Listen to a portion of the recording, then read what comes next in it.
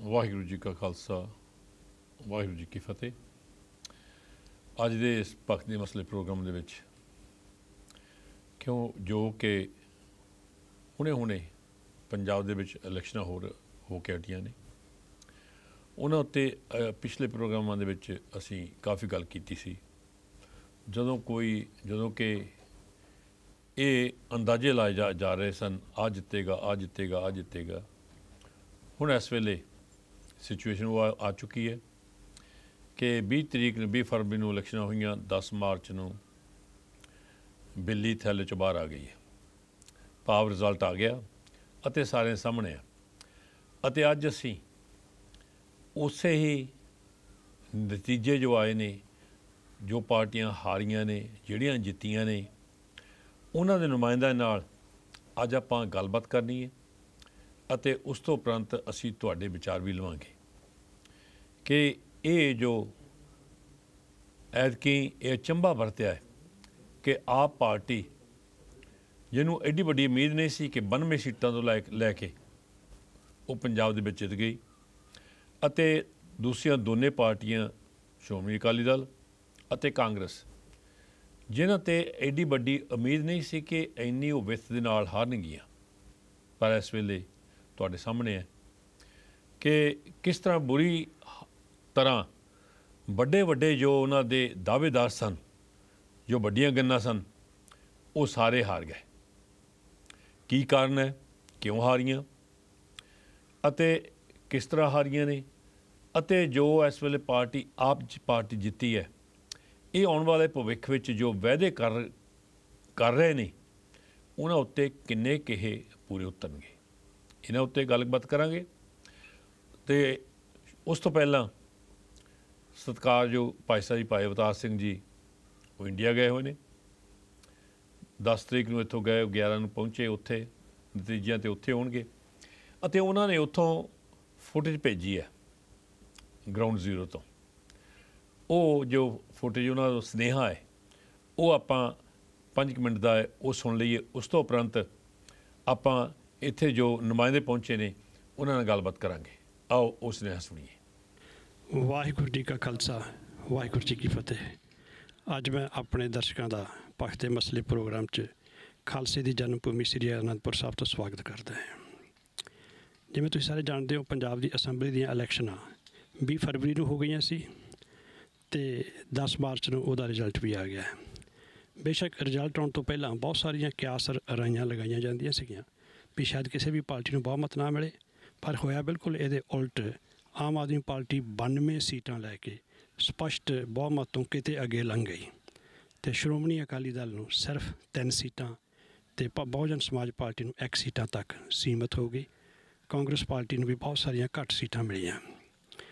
ਇਹਦੇ ਨਾਲ ਪੰਜਾਬ ਦੇ ਲੋਕਾਂ 'ਚ ਮੈਂ ਫਿਰ ਤੁਰ ਕੇ ਉਹਨਾਂ ਨਾਲ ਗੱਲਬਾਤ ਕਰਕੇ ਵੇਖਿਆ ਕਿ ਇਸ ਰਿਜ਼ਲਟ ਤੋਂ ਜਿੱਥੇ ਲੋਕਾਂ ਦੇ ਵਿੱਚ ਇੱਕ ਤਸੱਲੀ ਹੈ ਵੀ ਇੱਕ ਬਦਲ ਦਾ ਮੌਕਾ ਆਇਆ, ਦੂਜੀਆਂ ਸਾਰੀਆਂ ਪਾਰਟੀਆਂ ਅਸੀਂ ਪਰਖ ਲਈਆਂ ਸੀ, ਉਹਦੇ ਨਾਲ ਆਮ ਸਿੱਖਾਂ ਦੇ ਵਿੱਚ ਇੱਕ ਬਹੁਤ ਵੱਡੀ ਨਿਰਾਸ਼ਾ ਹੈ ਕਿ ਉਹ ਪੰਥਕ ਪਾਰਟੀ, ਜਿਹਦਾ ਇਤਿਹਾਸ 100 ਸਾਲ ਤੋਂ ਵੀ ਪੁਰਾਣਾ ਹੈ, ਜਿਹਦੇ ਵਿੱਚ ਹਜ਼ਾਰਾਂ ਸਿੰਘਾਂ ਦੀਆਂ ਕੁਰਬਾਨੀਆਂ ਕਰਨ ਤੋਂ ਬਾਅਦ ਇਹ ਪਾਰਟੀ ਹੋਂਦ ਵਿੱਚ ਆਈ ਸੀ, ਅਤੇ ਪੰਥਕ ਮੁੱਦਿਆਂ 'ਤੇ ਲੜਨ ਵਾਲੀ, ਰਾਜ ਦੇ ਵੱਧ ਅਧਿਕਾਰਾਂ 'ਤੇ ਲੜਾਈ ਲੜਨ ਵਾਲੀ ਜਿਹੜੀ ਪਾਰਟੀ ਸੀ, ਉਹਦੀ ਜਿਹੜੀ ਰਾਜਨੀਤਿਕ ਹਾਲਤ ਹੈ ਉਹ ਇੰਨੀ ਮਾੜੀ ਹੋ ਗਈ।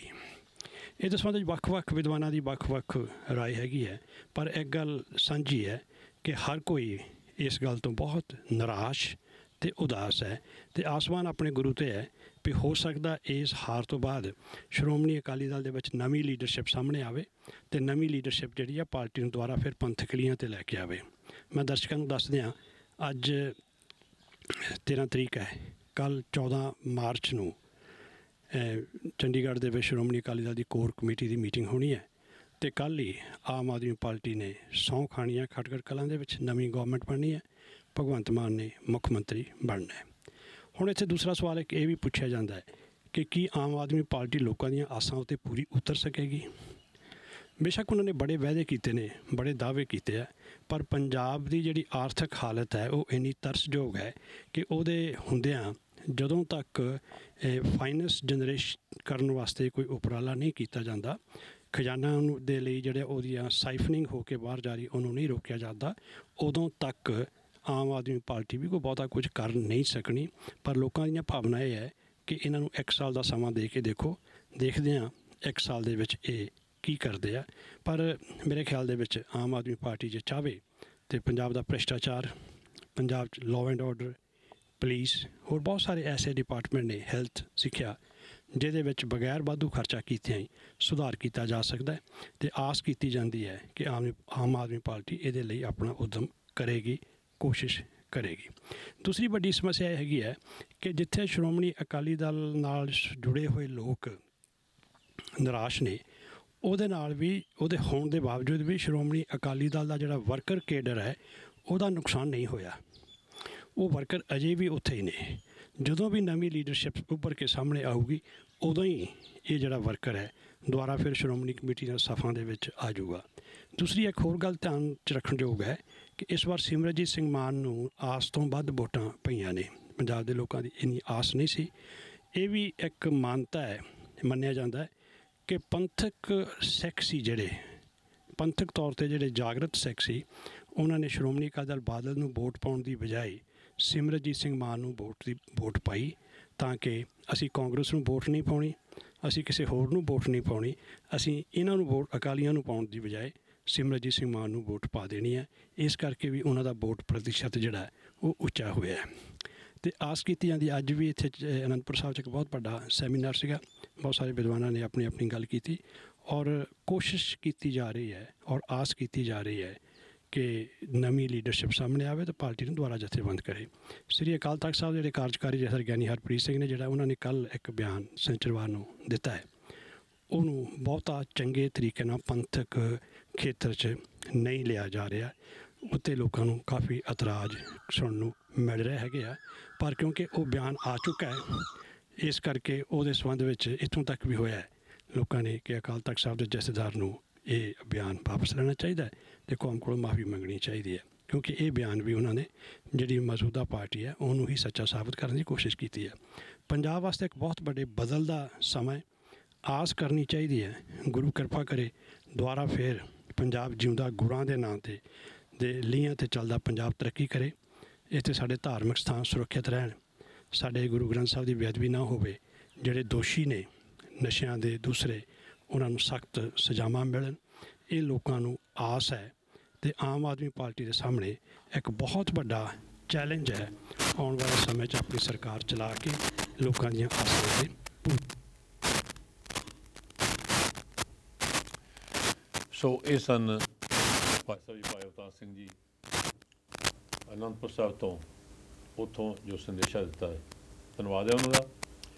ਅਤੇ ਸਿੱਖਿਆ ਦੇ ਸਟੂਡੀਓ ਵਿੱਚ ਅੱਜ ਇਹਨਾਂ ਇਲੈਕਸ਼ਨਾਂ 'ਤੇ ਗੱਲਬਾਤ ਕਰਨ ਵਾਸਤੇ ਆਪਣੇ ਕੋਲ ਬੈਠੇ ਨੇ ਡਾਕਟਰ ਸੁਰਿੰਦਰ ਸਿੰਘ ਸੰਘਾ, ਉਹ ਵੀ ਇੱਧਰਲੇ ਪਾਸੇ, ਭਾਈ ਅਮੋਲਕਜੀਤ ਸਿੰਘ ਜੀ ਢਿੱਲੋਂ ਸਾਹਿਬ ਇੱਧਰ ਬੈਠੇ ਨੇ। ਦੋਨਾਂ ਵੀਰਾਂ ਨੂੰ ਫਤਿਹ ਬੁਲਾਉਂਦੇ ਹਾਂ। ਵਾਹਿਗੁਰੂ ਜੀ ਕਾ ਖਾਲਸਾ, ਵਾਹਿਗੁਰੂ ਜੀ ਕੀ ਫਤਿਹ। ਸੋ ਆਪਾਂ ਗੱਲਬਾਤ ਕਰਨੀ ਹੈ ਜੋ ਇਲੈਕਸ਼ਨਾਂ ਹੋਈਆਂ ਨੇ, ਕਿ ਜਿਹੜੀ ਉਮੀਦ ਸੀ ਆਪ ਪਾਰਟੀ ਨੂੰ, ਉਸ ਉਮੀਦ ਤੋਂ ਵੱਧ ਵੋਟਾਂ ਲੈ ਕੇ 92 ਸੀਟਾਂ ਲੈ ਕੇ ਜਿੱਤੀ ਹੈ। ਅਤੇ ਜਿਹੜੀਆਂ ਦੂਸਰੀਆਂ ਦੋਨੇ ਪਾਰਟੀਆਂ ਜਿਨ੍ਹਾਂ ਦੇ ਬੜੇ ਦਾਅਵੇ ਸਨ ਅਤੇ ਉਹ ਇਸ ਵੇਲੇ ਇੰਨੀਆਂ ਬੁਰੀ ਤਰ੍ਹਾਂ ਹਾਰੀਆਂ ਨੇ, ਉਹਨਾਂ ਦੇ ਕਾਰਨ ਮੈਂ ਪਹਿਲਾਂ ਤੁਹਾਡੇ ਤੋਂ ਪੁੱਛਾਂਗਾ ਸੰਘਾ ਸਾਹਿਬ, ਅਕਾਲੀ ਦਲ ਜੋ ਸਿੱਖਾਂ ਦੀ ਸ਼੍ਰੋਮਣੀ ਜਮਾਤ ਮੁੜ ਤੋਂ, ਅਤੇ ਉਹਨਾਂ ਦੇ ਉਹ ਵੀ ਵੱਡੇ ਵੱਡੇ ਜਥੇਦਾਰ ਪ੍ਰਕਾਸ਼ ਸਿੰਘ ਬਾਦਲ ਲੈ ਲਓ ਮੁੜ ਤੋਂ, ਉਹਨਾਂ ਦੀ ਵੀ ਹਾਰ ਹੋਣੀ ਇਹ ਅਚੰਭਾ ਹੈ। ਅਤੇ ਬਾਕੀ ਜਿਹੜਾ ਹੋਰ ਉਹਨਾਂ ਦੇ ਨਾਲ ਦੇ ਸਾਥੀ ਸਨ, ਉਹਨਾਂ ਦੀ ਹਾਰ ਬੁਰੀ ਤਰ੍ਹਾਂ ਹੋਈ ਹੈ। ਇਹਦੇ ਪਿੱਛੇ ਕੀ ਕਾਰਨ ਤੁਸੀਂ ਸਮਝਦੇ ਹੋ? ਡਾਕਟਰ ਸਾਹਿਬ, ਪਿਛਲੇ 70 ਸਾਲ ਦੇ ਜਾਂ 75 ਸਾਲ ਦੇ ਇਤਿਹਾਸ ਦੇ ਵਿੱਚ ਜਦ ਦਾ ਹਿੰਦੁਸਤਾਨ ਆਜ਼ਾਦ ਹੋਇਆ, ਭਾਰਤ ਆਜ਼ਾਦ ਹੋਇਆ, ਪੰਜਾਬ ਦੇ ਵਿੱਚ ਚੋਣਾਂ ਦਾ ਦੌਰ ਚੱਲਿਆ, ਔਰ ਖ਼ਾਸ ਕਰਕੇ ਪੰਜਾਬੀ ਸੂਬੇ ਦੇ ਮੋਰਚੇ ਤੋਂ ਬਾਅਦ 55 ਸਾਲ ਤੱਕ ਤਕਰੀਬਨ ਆਪਾਂ ਲਗਾਤਾਰ ਇੱਥੇ ਕਮੈਂਟਰੀ ਕਰਦੇ ਆਏ ਹੈਗੇ ਹਾਂ ਜੀ। ਅਤੇ ਪੰਜਾਬ ਦੇ ਵਰਤਮਾਨ ਇਤਿਹਾਸ ਦੇ ਵਿੱਚ ਇਹ ਦੂਜੀ ਵਾਰੀ ਹੋਇਆ ਵੀ ਕਿਸੇ ਇੱਕ ਪਾਰਟੀ ਨੂੰ ਜਾਂ ਇੱਕ ਅਲਾਇੰਸ ਨੂੰ ਐਡੀ ਵੱਡੀ ਪੰਜਾਬ ਦੇ ਲੋਕਾਂ ਨੇ ਜਿੱਤ ਦਿੱਤੀ ਹੋਵੇ ਔਰ ਜਿਹਦੀ ਪਹਿਲਾਂ ਉਮੀਦ ਵੀ ਨਾ ਹੋਵੇ ਵੀ ਐਡੀ ਵੱਡੀ ਜਿੱਤ ਹੋ ਸਕਦੀ ਹੈ ਜੀ।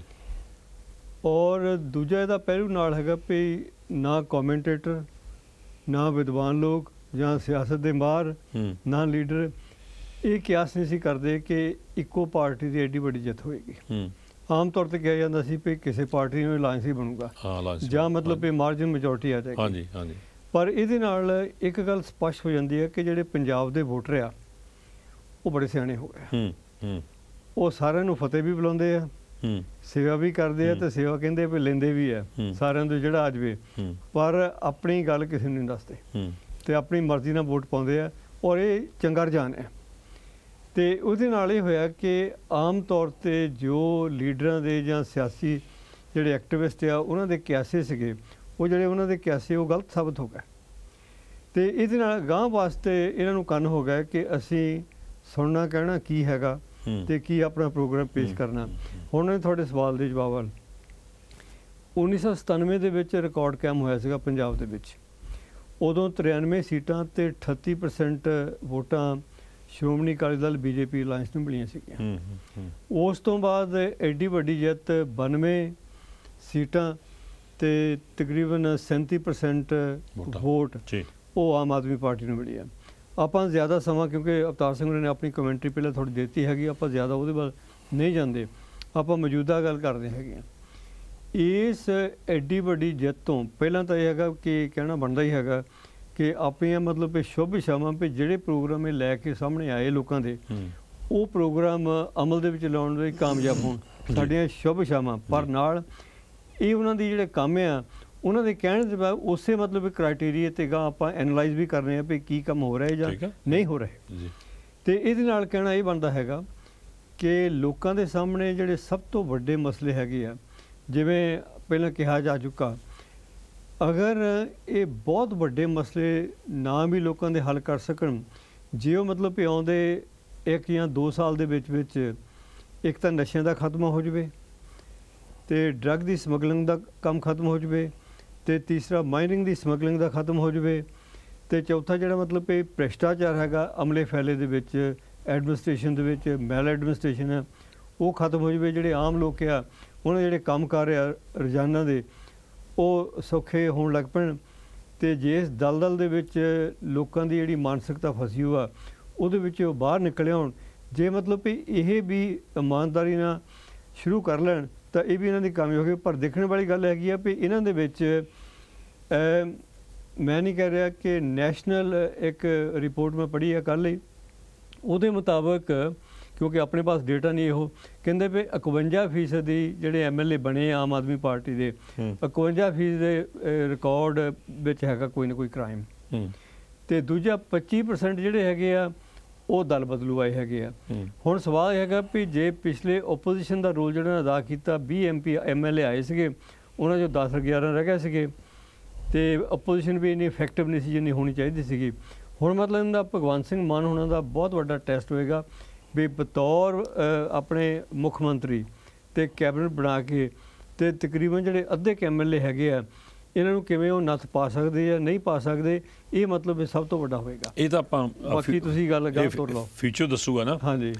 ਤੇ ਜਿਹੜੀ ਦੂਸਰੀ ਕਾਂਗਰਸ ਦੀ ਪਾਰਟੀ, ਹਾਂਜੀ, ਉਹਨਾਂ ਨੂੰ ਜਦੋਂ ਢਿੱਲੋਂ ਸਾਹਿਬ ਜਦੋਂ ਚੰਨੀ ਸਾਹਿਬ ਬਣਾਏ ਨੇ, ਲੋਕਾਂ ਨੂੰ ਮੁੜ ਕੇ ਬਹੁਤ ਉਮੀਦਾਂ ਹੋਣ ਲੱਗ ਪਈਆਂ ਸੀ ਵੀ ਚੰਨੀ ਆਇਆ ਤੇ ਚਰਨਜੀਤ ਸਿੰਘ ਚੰਨੀ ਤੇ ਮੁੜ ਕੇ ਜਿਹੜੇ ਵਾਅਦੇ ਕੁਛ ਕੀਤੇ ਨੇ, ਹੁਣ ਠੀਕ ਹੈ ਉਹ ਮਹੀਨਾ 2 ਮਹੀਨੇ ਰਹੇ, ਇਹਦੇ ਵਿੱਚ ਨਹੀਂ ਕੁਛ ਕਰ ਸਕਦੇ ਸੀ, ਪਰ ਲੋਕਾਂ ਨੂੰ ਜੋ ਉਹਨਾਂ ਸ਼ੋਅ ਕਰ ਦਿੱਤਾ ਵੀ ਕੁਛ ਕਰਨਗੇ।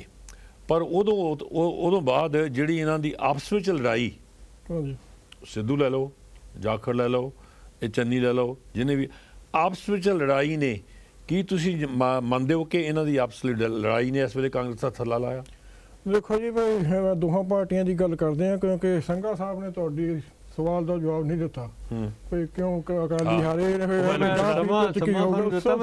ਮੈਂ ਦਿੰਦਾ ਉਸ ਗੱਲ ਦਾ ਜਵਾਬ। ਇਹ ਦੋਨੋਂ ਪਾਰਟੀਆਂ ਦੀ ਲੀਡਰਸ਼ਿਪ ਜਿੰਨਾ ਚਿਰ ਚੇਂਜ ਨਹੀਂ ਹੁੰਦੀ ਨਾ, ਇਹ ਥੱਲੇ ਜਾਣਗੇ। ਬਾਦਲ ਉਹ ਜਿਹੜਾ ਸੁਖਬੀਰ ਸਿੰਘ ਬਾਦਲ ਆ, ਉਹਨੂੰ ਤੁਹਾਨੂੰ ਪਤਾ ਕਿੰਨੀ ਕੁ ਲਿਆਕਤ ਆ, ਕੀ ਕੁਛ ਕਰਦਾ ਉਹ, ਤੇ ਸ਼ਿਪ ਕਹਿੰਦਾ ਸੀ ਚਲਾਉਣੇ ਮੈਂ ਆ ਕੇ ਇੱਥੇ ਤੇ ਜਿਹੜੇ ਉਹਨਾਂ ਦੇ ਵਰਕਰ ਸੀ ਉਹਨਾਂ ਨੂੰ ਕਰਿੰਦੇ ਸੱਦਦਾ ਸੀ ਇਹੋ। ਤੇ ਇਹਨਾਂ ਨੇ ਕੋਈ ਮੋਹਰੇ ਜੀ ਹਜ਼ੂਰੀਏ ਤੋਂ ਬਗੈਰ ਕੋਈ ਲੀਡਰ ਛੱਡਿਆ ਨਹੀਂ ਜੀ।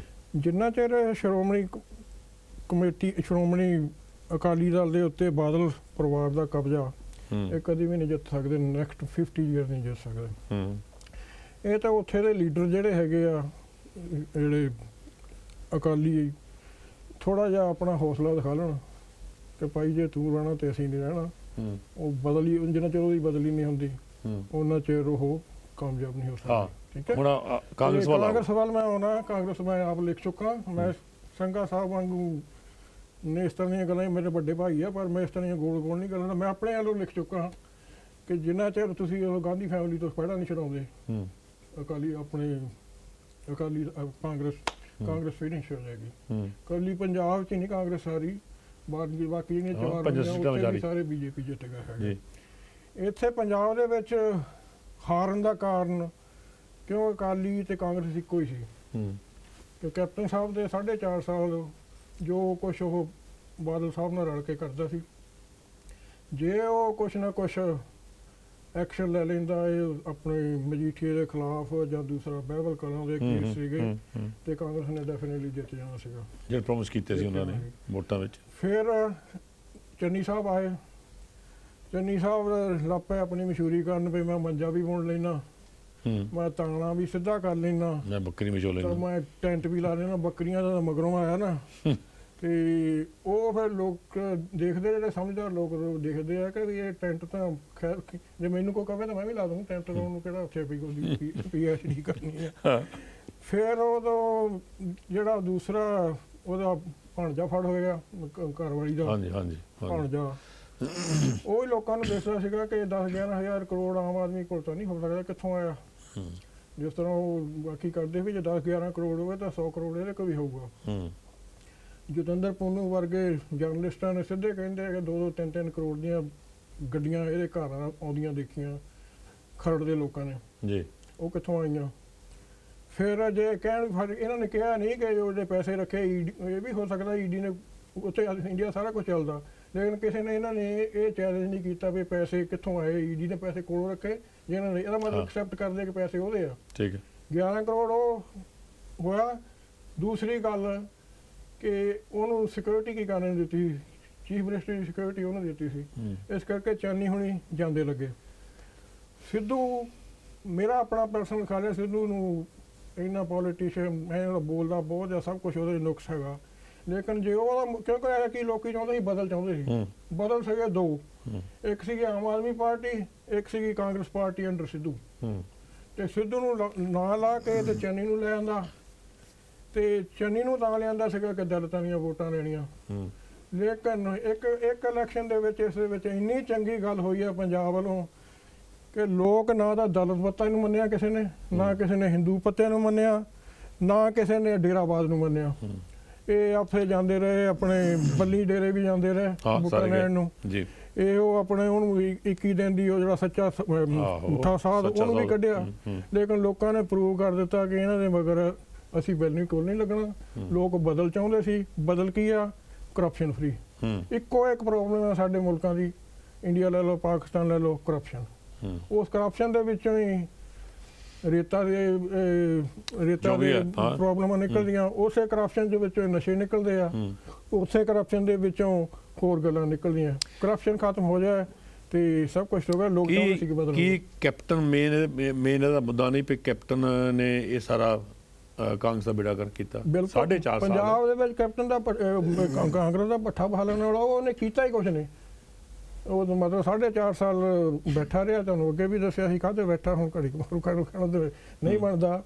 ਉਹਨੇ ਸਿਰਫ ਜਿੱਦਾਂ ਰਾਜੇ ਹੁੰਦੇ ਆ, ਸਵੇਰ ਨੂੰ 11 ਵਜੇ ਉੱਠ ਕੇ ਹੋਰ ਮਾਈ ਸਟੇਟ, ਜਿੱਦਾਂ ਪਟਿਆਲਾ ਰਿਆਸਤ ਹੁੰਦੀ ਆ, ਤੇ ਉਹਦੇ ਜਿਹੜੇ ਚਮਚੇ ਸੀ everything is fine sir, that's fine.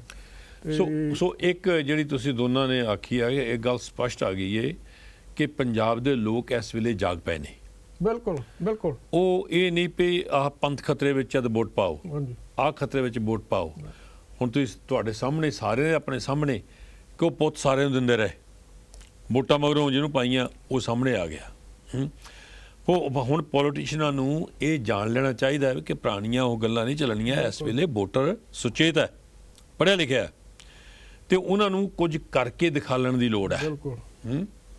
ਹੁਣ ਗੱਲ ਮੁੜ ਕੇ ਆਈਏ ਸ਼੍ਰੋਮਣੀ ਅਕਾਲੀ ਦਲ, ਇਹਨਾਂ ਦਾ ਹੁਣ ਛੋਟਾ ਬਾਦਲ, ਵੱਡਾ ਦਲ, ਮਜੀਠੀਆ, ਡਾਕਟਰ ਚੀਮਾ, ਜਿੰਨੇ ਵਗੈਰਾ ਵਗੈਰਾ ਸਾਰੇ ਸੀ, ਸਾਰੇ ਹਾਰ ਗਏ। ਜਿਹਨਾਂ ਦੀ ਕੋਈ ਉਮੀਦ ਨਹੀਂ ਸੀ, ਮੈਨੂੰ ਉਮੀਦ ਨਹੀਂ ਸੀ, ਤੁਹਾਨੂੰ ਤਾਂ ਪਤਾ ਨਹੀਂ ਵੀ ਐਡੇ ਐਡੇ ਵੱਡੇ ਥੰਮ ਡਿੱਗਣਗੇ, ਪਰ ਇਸ ਵੇਲੇ ਤੁਹਾਡੇ ਸਾਹਮਣੇ ਹੈ। ਅਤੇ ਇਹਦਾ ਮੇਨ ਕਾਰਨ ਕੈਪਟਨ ਅਤੇ ਬਾਦਲ ਦੀ ਯਾਰੀ ਬਿਲਕੁਲ ਨੇ, ਜਿਹੜਾ ਬਾਈਬਲ ਕਲਾਂ ਦਾ ਹਾਲੇ ਤੱਕ, ਕਿਉਂ ਪੰਥ ਜੀਂਦਾ ਗੁਰੂਆਂ ਦੇ ਨਾਂ ਦੇ ਉੱਤੇ ਜਿਹੜੀ ਉੱਥੇ ਬੇਅਦਬੀ ਹੋਈ ਆ, ਉਹ ਹਾਲੇ ਤੱਕ ਇਹਨਾਂ ਕਿਸੇ ਸਾਹਮਣੇ ਨਹੀਂ ਆਉਣ ਦਿੱਤੀ। ਕੀ ਨਹੀਂ ਤੁਸੀਂ ਸਮਝਦੇ? ਡਾਕਟਰ ਸਾਹਿਬ, ਆਪਾਂ ਟੁੱਟੀ ਰਿਕਾਰਡਿੰਗ ਪਿੱਛੇ ਉਹ ਗੱਲਾਂ ਨਹੀਂ ਕਰਨੀਆਂ। ਗੱਲ ਮਤਲਬ ਵੀ ਲਾਈਨ ਵਹਿ ਗਈ ਹੈ ਅਤੇ ਗਾਂਹ ਕਰਨੀ ਵੀ ਗਾਂਹ ਕਿੱਥੇ ਜਾਣਾ ਹੈਗਾ। ਅਤੇ ਆਪਾਂ ਸਪਸ਼ਟ ਤੌਰ 'ਤੇ ਇਹ ਆਸ ਕਰ ਸਕਦੇ ਹਾਂ ਔਰ ਐਕਸਪੈਕਟ ਕਰਦੇ ਹਾਂ ਬਹੁਤ ਓਬਜੈਕਟਿਵਲੀ ਵੀ ਬਿਲਕੁਲ ਇੰਪਾਰਸ਼ੀਅਲ ਸੈਕਰੇਟਰੀ ਦਾ ਮਤਲਬ ਵੀ ਨਿਤਾਰਾ ਹੋ ਕੇ ਅਤੇ ਜਿਹੜੇ ਕਸੂਰਬੰਦ ਹੈਗੇ ਆ ਉਹਨੂੰ ਸਜ਼ਾਵਾਂ ਮਿਲਣ, ਚਾਹੇ ਉਹ ਕੋਈ ਵੀ ਹੋਵੇ। ਪਹਿਲੀ ਤਾਂ ਗੱਲ ਇਹ।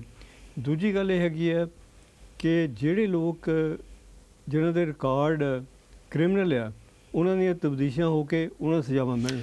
ਇਹ ਆਪਾਂ ਅਤੇ ਤੀਜਾ, ਆਪਾਂ ਫਿਊਚਰ ਦੀ ਗੱਲ ਕਰਦੇ ਹਾਂ। ਆਪਾਂ ਫਿਊਚਰ ਦੀ ਗੱਲ ਕਰ ਰਹੇ ਨਾ। ਗੱਲ ਹੈ ਇਸ ਵੇਲੇ ਐਨਾਲਾਈਜ਼ ਕਰਦੇ ਹਾਂ ਕਿ ਇਹ ਕਿਉਂ ਹਾਰੇ, ਸਪਸ਼ਟ ਤੌਰ ਦੇ ਉੱਤੇ ਕਿਉਂ ਹਾਰੇ।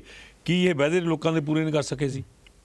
ਜਿਹੜੇ ਵਾਅਦੇ ਕੀਤੇ ਸੀ ਦੋਨਾਂ ਪਾਰਟੀਆਂ ਨੇ, ਕਿਉਂ ਹਾਰੇ? ਕਿਹੜਾ ਕਾਰਨ ਸੀ, ਮੇਨ ਕਾਰਨ? ਡਾਕਟਰ ਸਾਹਿਬ ਦੇਖੋ, ਮੇਰੀ ਗੱਲ ਸੁਣੋ ਵੀ ਤੁਸੀਂ 5 ਸਾਲ ਢਿੱਲੋਂ ਸਾਹਿਬ ਨੇ ਅਕਾਲੀਆਂ ਦੀ ਗੱਲ ਕੀਤੀ ਹੈ। 2017 ਦੇ ਵਿੱਚੋਂ ਉਹ ਪਾਵਰ ਤੋਂ ਬਾਹਰ ਆ।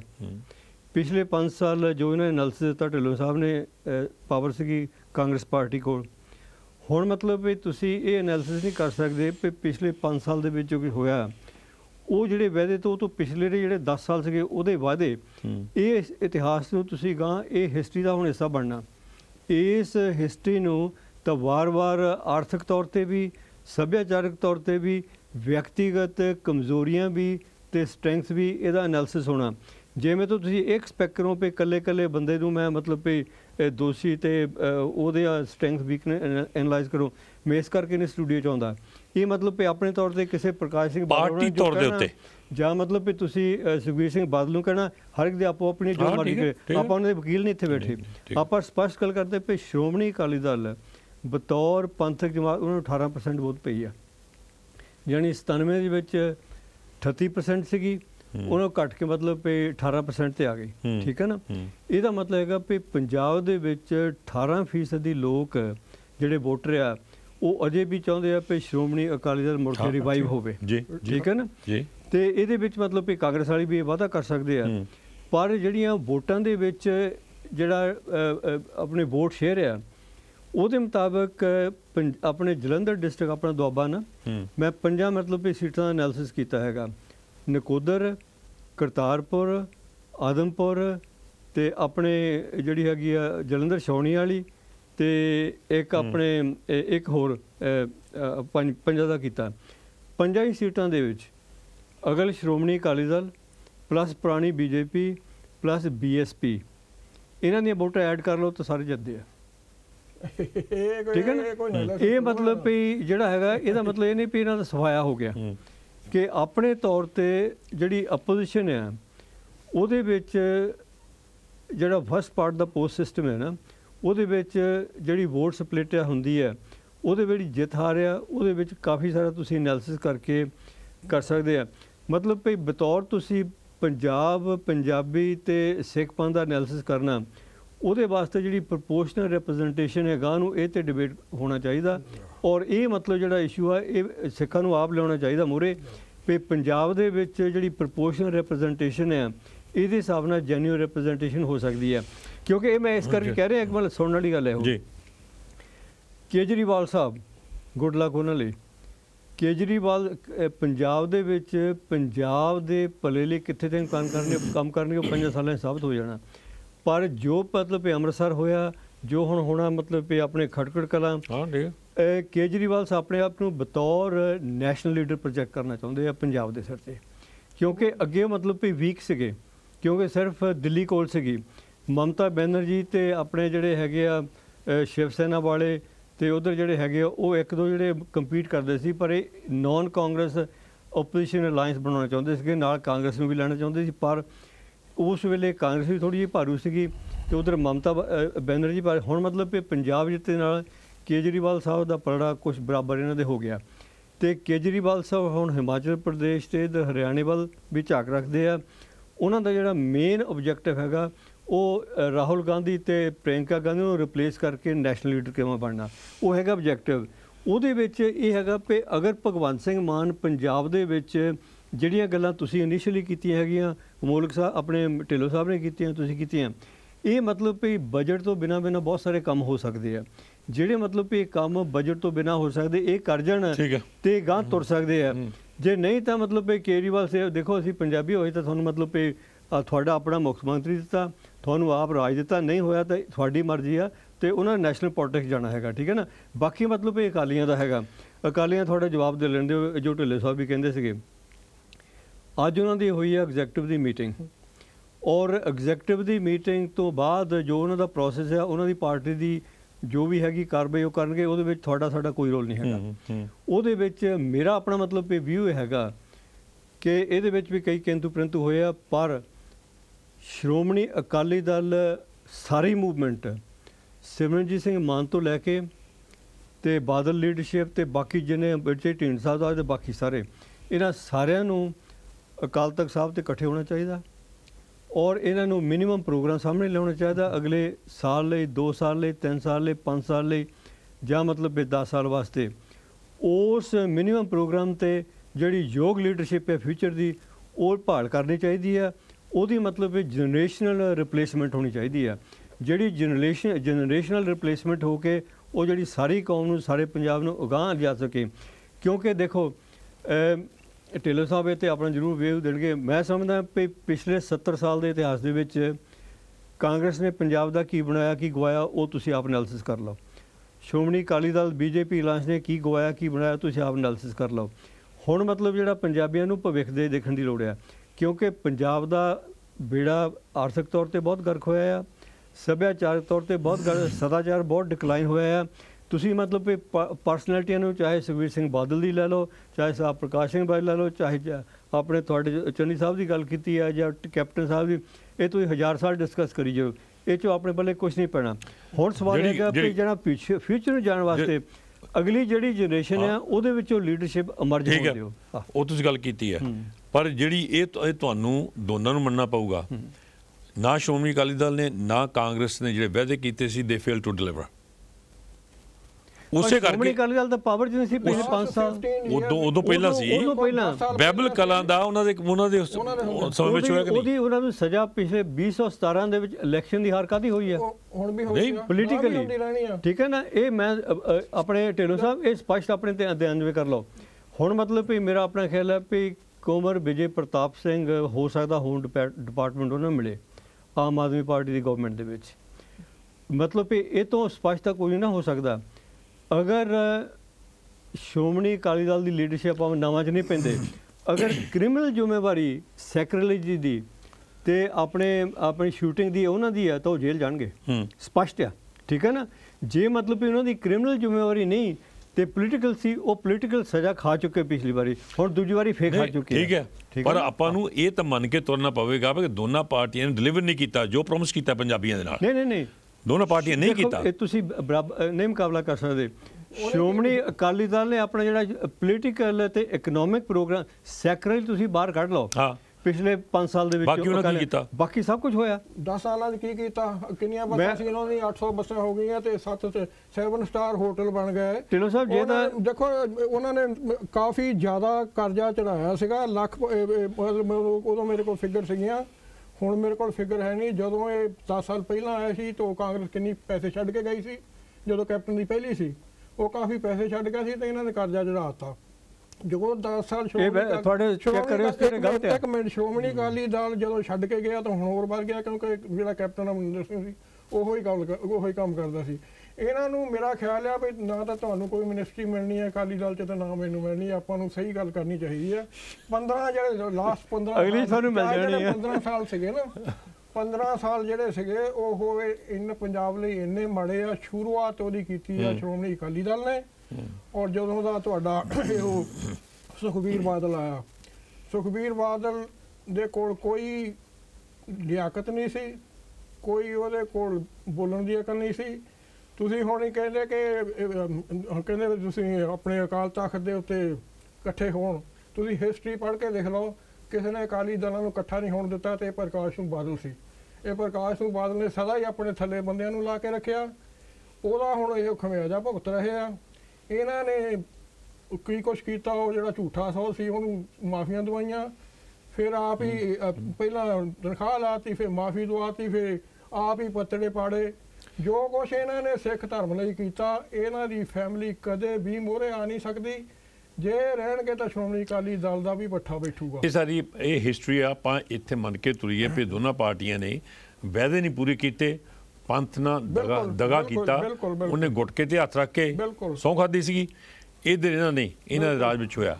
ਤੇ ਇੱਥੋਂ ਗਾਂਹ ਉੱਠ ਕੇ ਅਗਰ ਇਹਨਾਂ ਨੇ ਗਾਂਹ ਤੁਰਨਾ ਹੈ, ਪੰਥ ਦਾ ਪੰਜਾਬ ਦਾ ਰਾਜ, ਪੰਜਾਬ ਵਿੱਚ ਰਾਜ ਜਾਂ ਪੰਜਾਬੀ ਸੂਬੇ ਚਲਾਉਣਾ ਹੈ, ਤੇ ਇਹਨਾਂ ਚੀਜ਼ਾਂ ਤੋਂ ਉੱਠ ਕੇ ਅਗਾਂਹ, ਕਿਉਂਕਿ ਹੁਣ ਉਹਨਾਂ ਨੂੰ ਸੁਚੇਤ ਹੋ ਜਾਣਾ ਚਾਹੀਦਾ ਹੈ। ਨਾ ਤਾਂ ਉਹ ਕਿਤੇ ਜਾਤ ਪਾਤ ਦਾ ਪੱਤਾ ਖੇਲ ਸਕਦੇ, ਨਾ ਜਨਤਾ ਸੁੱਤੀ ਪਈ ਹੈ, ਜਨਤਾ ਪੜ੍ਹੀ ਹੋਈ ਹੈ।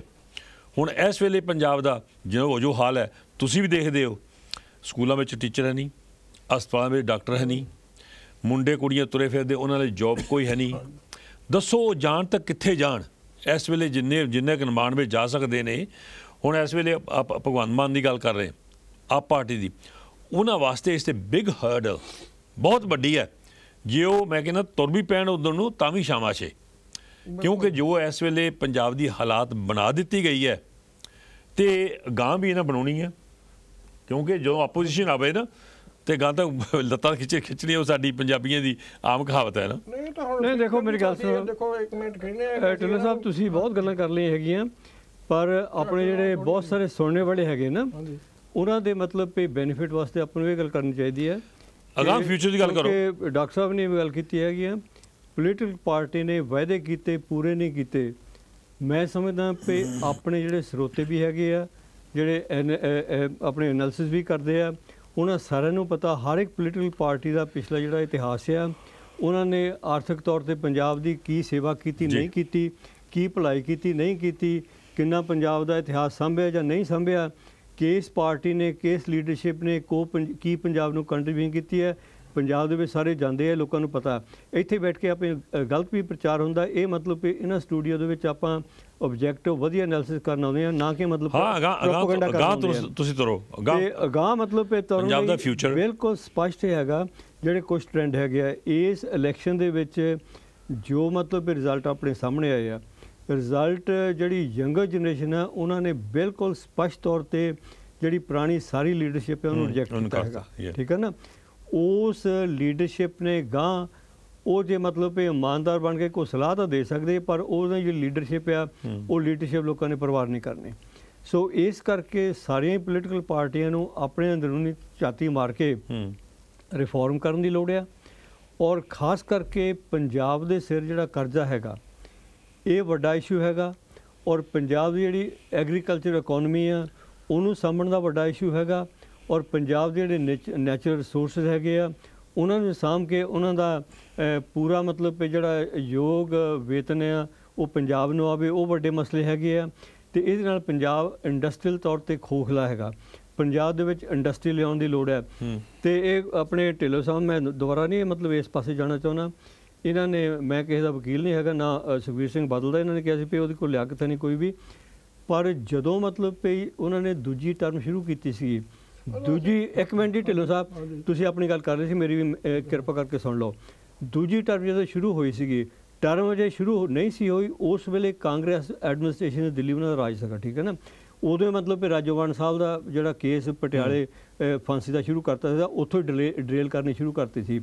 ਉਸ ਤੋਂ ਬਾਅਦ ਜਦੋਂ ਇਹਨਾਂ ਨੇ 3 ਇਨਵੈਸਟਮੈਂਟ ਸਮਿਟਾਂ ਲਿਆਂਦੀਆਂ, ਜਿਹਦੇ ਵਿੱਚ ਪੰਜਾਬ ਦੇ ਤੋਂ ਬਾਹਰਲੇ ਵੱਡੇ ਇੰਡਸਟਰੀਅਲਸ ਇਨਵੈਸਟਮੈਂਟ ਸ਼ੁਰੂ ਹੋਈਆਂ, ਉਦੋਂ ਮਤਲਬ ਕਿ ਸਾਰੇ ਉਹ ਜਿਹੜੇ ਆਪਣੇ ਭੁੱਖ ਹੜਤਾਲਾਂ ਸ਼ੁਰੂ ਹੋ ਗਈਆਂ ਸੀਗੀਆਂ।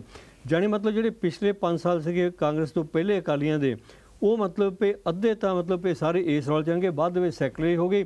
ਇਹ ਸੈਕਟਰੀ ਤੁਸੀਂ ਜਿੰਨਾ ਮਰਜ਼ੀ ਸਿਰ ਹਿਲਾਓ, ਆਪਾਂ ਚਾਹੁੰਦੇ ਹਾਂ ਇਮਾਨਦਾਰੀ ਦੇ ਨਾਲ ਇਹ ਜਿਹੜਾ ਸੱਚ ਆ ਇਹ ਹੁਣ ਸਾਹਮਣੇ ਆ ਸਕਦਾ ਜੇ ਲਿਆਉਣਾ ਹੋਵੇ ਕਿਸੇ ਨੇ, ਆਮ ਆਦਮੀ ਪਾਰਟੀ ਨੇ। ਠੀਕ ਹੈ। ਜੇ ਮਤਲਬ ਕਿ ਉਹ ਕ੍ਰਿਮੀਨਲ ਆ ਉਹਨੂੰ ਸਜ਼ਾ ਮਿਲੇ, ਤੇ ਨਹੀਂ ਤਾਂ ਜਿਹੜੀ ਪੋਲੀਟੀਕਲ ਗੱਲ ਆ ਤਾਂ ਪੋਲੀਟੀਕਲ ਤਾਂ ਅੱਗੇ 2 ਵਾਰੀ ਹੁਣ ਹਾਰ ਚੁੱਕੇ ਆ, ਗਾਂ ਮਤਲਬ ਕਿ ਹੁਣ ਰਿਫਾਰਮ ਦੀ ਲੋੜ ਆ। ਆਪਾਂ ਗੱਲ ਕਰੀਏ ਅਗਾਂਹ ਦੀ। ਇਸ ਵੇਲੇ ਪੰਜਾਬ ਵਿੱਚ ਨਾ ਕੋਈ ਇੰਡਸਟਰੀ ਹੈ, ਨਾ ਸਕੂਲ ਐਜੂਕੇਸ਼ਨ ਜਾਂ ਕਾਲਜ ਐਜੂਕੇਸ਼ਨ ਦਾ ਇੰਨਾ ਪੱਠਾ ਬੈਠਾ ਹੈ, ਤਾਂ ਵੀ ਬੱਚੇ ਸਾਰੇ ਬਾਹਰ ਨੱਠਦੇ ਆ। ਹੁਣ ਜਿਹੜੀ ਇਸ ਵੇਲੇ ਹਾਲੇ ਉਹਨਾਂ ਸਰਕਾਰ ਬਣਾਈ ਨਹੀਂ, ਹਾਲੇ ਗੰਢੀ ਨਹੀਂ, ਤੇ ਇਹਦੇ ਵਿੱਚ ਆਪਾਂ ਕੀ ਸੋਚਦੇ ਹਾਂ ਕਿ ਹੁਣ ਤੁਹਾਨੂੰ ਥੋੜ੍ਹਾ ਬਹੁਤਾ ਪਤਾ ਹੋਵੇਗਾ ਕਿ ਜਿਹੜੇ ਉਹਨਾਂ ਦੇ ਮਿਨਿਸਟਰ ਚੁਣੇ ਨੇ ਇਸ ਵੇਲੇ MLA, ਉਹਨਾਂ ਵਿੱਚ ਕੋਈ ਕੈਲੇਬਰ ਹੈ ਵੀ ਇਹ ਮਸਲੇ ਗਾਂਹ ਨੂੰ ਲਿਜਾਣ ਦੇ, ਜਾਂ ਕੀ ਸੋਚਦੇ? ਦੇਖੋ ਜੀ, ਇਸ ਤੋਂ ਇੱਕ ਪਹਿਲਾਂ ਗੱਲ ਮੈਂ ਕੇਜਰੀਵਾਲ ਸਾਹਿਬ ਵੀ ਕਰਾਂ, ਸੰਘਾ ਸਾਹਿਬ ਨੇ ਵੀ ਕਿਹਾ ਤੇ ਹੋਰ ਵੀ ਕਈ ਕਹਿੰਦੇ ਆ ਕਿ ਉਹ ਨੈਸ਼ਨਲ ਲੀਡਰ ਉੱਭਰਨਾ ਚਾਹੁੰਦਾ। What's a problem? ਕੋਈ ਪ੍ਰੋਬਲਮ ਕੀ ਨਹੀਂ। ਪ੍ਰੋਬਲਮ ਹੈ? ਪ੍ਰੋਬਲਮ ਉਹ ਜੀ ਇਹ ਉਹ ਕਾਂਗਰਸ ਦਾ ਅਲਟਰਨੇਟਿਵ ਚਾਹੁੰਦਾ, ਫਿਰ ਚੰਗੇ ਕੰਮ ਕਰੇ। ਅਕਸਰ ਤਾਂ ਤੀਜੀ ਵਾਰੀ ਉਹ ਚੀਫ ਮਿਨਿਸਟਰ ਦਿੱਲੀ ਦਾ ਬਣਿਆ, ਕੁਛ ਨਾ ਕੁਛ ਤਾਂ ਚੰਗੇ ਕੰਮ ਕਰਦਾ ਉਹਦੇ ਵਿੱਚ ਆਪਾਂ ਆਬਵੀਅਸ ਸਟੇਟ ਕਰ ਰਹੇ ਹਾਂ ਸਮਥਿੰਗ। ਸੋ ਸਾਨੂੰ ਇਹ ਆਬਜੈਕਸ਼ਨ ਨਹੀਂ ਕਰਨਾ ਚਾਹੀਦਾ। ਚੰਨੀ ਸਾਹਿਬ ਕਹਿੰਦਾ ਸੀ ਭਈਆ ਇਹਨਾਂ ਨੂੰ ਆਪ ਜੇ ਕੋਈ ਜੇ ਇਹਨਾਂ ਨੂੰ ਕੋਈ ਕਹਿ ਦੇ ਫਿਰ ਕੇਸ ਪੁਲਿਸ ਨੂੰ ਕਹਿਣ ਚੱਲ ਜਾਂਦੇ, ਆਪ ਉਹਨੂੰ ਭਈਆ ਸਾਦਾ ਹੀ। ਹੁਣ ਜਿਹੜਾ ਹੈਗਾ ਇਹਦੇ ਵਿੱਚ ਇਸ ਪਾਰਟੀ ਦੇ ਵਿੱਚ ਇੱਕੋ ਹੀ ਲੈਕਿੰਗ ਹੈਗਾ ਕਿ ਜਿਹੜਾ ਚੀਫ ਮਿਨਿਸਟਰ ਆ ਉਹ ਬਹੁਤਾ ਕੋਈ ਪੜ੍ਹਿਆ ਲਿਖਿਆ ਜਾਂ ਕੋਈ ਬਹੁਤਾ ਐਕਸਪੀਰੀਅੰਸ ਨਹੀਂ ਹੈਗਾ। ਇਹਨਾਂ ਨੂੰ ਸਾਡੀ ਬਹੁਤ ਗੁੱਡ ਲੋਕ ਆ। ਮੈਂ ਬਹੁਤ ਖੁਸ਼ ਹਾਂ ਕਿ ਇਹੋ ਜਿੱਤੇ ਆ, ਜਿਹੜੇ ਪੁਰਾਣੇ ਜਿਹੜੇ ਨਾ ਸਾਰੇ ਹਾਰ ਗਏ। ਲੇਕਿਨ ਇਹਨਾਂ ਨੂੰ ਇੱਕ ਚਾਹੀਦਾ ਕਿ ਇਹਨਾਂ ਨੂੰ ਹੁਣ ਇਮਾਨਦਾਰ ਅਫਸਰ ਕੋਈ ਜਿਹੜੇ ਐਡਵਾਈਸ ਕਰਨ ਵਾਲੇ ਹੋਣ। ਮੈਂ ਵੀ ਸਮਝਦਾ ਸੀ ਕਿ ਇਹਨਾਂ ਦੇ ਵਿੱਚ ਪੜ੍ਹਿਆ ਲਿਖਿਆ ਕੋਈ ਵੀ ਹੈ ਨਹੀਂ, ਐਸੀ ਗੱਲ ਨਹੀਂ ਹੈਗੀ। ਠੀਕ ਹੈ। ਮੇਰਾ ਖਿਆਲ ਸਭ ਤੋਂ ਜ਼ਿਆਦਾ ਡਾਕਟਰ ਇਸ ਗਵਰਨਮੈਂਟ 'ਚ ਮੇਰੇ ਖਿਆਲ 12 ਜਾਂ 13। ਹਾਂਜੀ, ਆਪੇ ਕੱਲ ਲੈ ਲਈਏ। ਸਿਰਫ ਤੁਹਾਡੀ ਗੱਲ ਦਾ ਇਹਨਾਂ ਦੇ ਵਿੱਚ ਸਾਰਿਆਂ ਦੇ ਵਿੱਚ ਨਾ ਕੁਝ ਐਲੀਮੈਂਟ ਹਾਈਲੀ ਐਜੂਕੇਟਡ ਆ, ਜਿਹੜੇ ਵਿਦਿਆ ਨੂੰ ਵੀ ਜਾਣਦੇ ਆ, ਮੈਡੀਸਿਨ ਨੂੰ ਵੀ ਜਾਣਦੇ ਆ, ਐਡਮਿਨਿਸਟ੍ਰੇਸ਼ਨ ਵੀ ਜਾਣਦੇ ਆ, ਹੈਗੇ ਆ।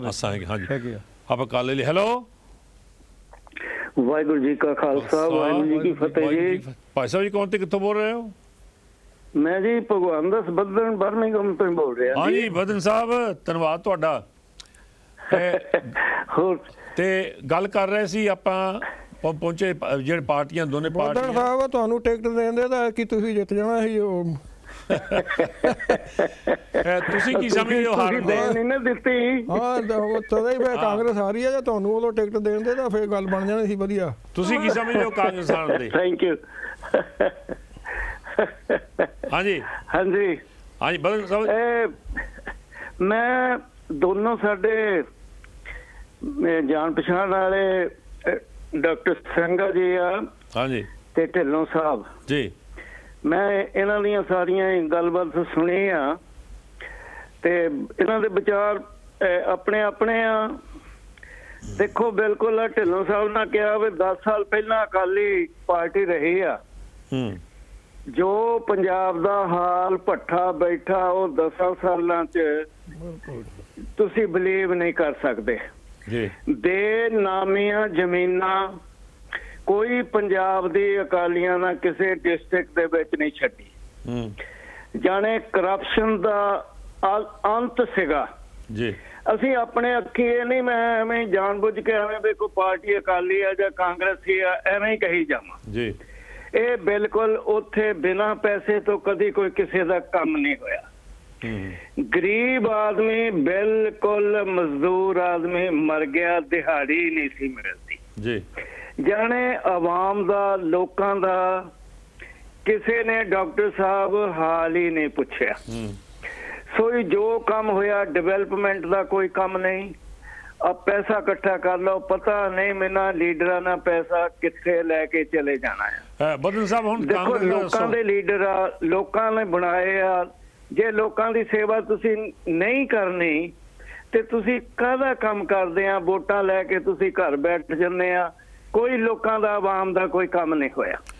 ਸੋ ਨਾਲ ਨਾਲ ਹੁਣ 10 ਸਾਲਾਂ ਤੋਂ ਬਾਅਦ ਦੀ ਗੱਲ ਜੀ, ਕੈਪਟਨ 70 ਕਿੰਨੀਆਂ ਸੀਟਾਂ ਲੈ ਕੇ ਜਿੱਤ ਗਿਆ।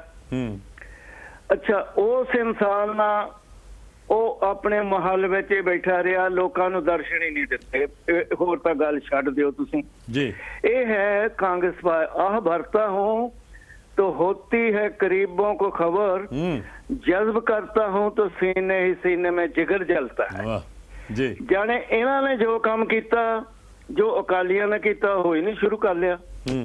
ਜਾਣੇ ਗੱਲ ਕੀ ਵੀ ਤਕਲੀਫ ਆ ਡੈਮੋਕ੍ਰੇਸੀ ਦੇ ਵਿੱਚ, ਤੁਸੀਂ ਦੁਨੀਆ ਦੇ ਉਹ ਪ੍ਰੋਮਿਸ ਕਰਕੇ ਆਏ ਆ, ਵਾਅਦੇ ਕਰਕੇ ਆਏ ਆ, ਤੁਸੀਂ ਇੱਕ ਦਿਨ ਨਾ ਕੰਮ ਕਰ ਸਕੋ ਤੇ ਉਹ ਕੀ ਆ। ਹੁਣ ਗੱਲ ਚੱਲੀ ਸੀ 111 ਦਿਨ ਚੰਨੀ ਨੇ ਉਹਨੂੰ ਥੋੜਾ ਜਿਹਾ ਟਾਈਮ ਮਿਲਿਆ जी। 111 ਦਿਨ।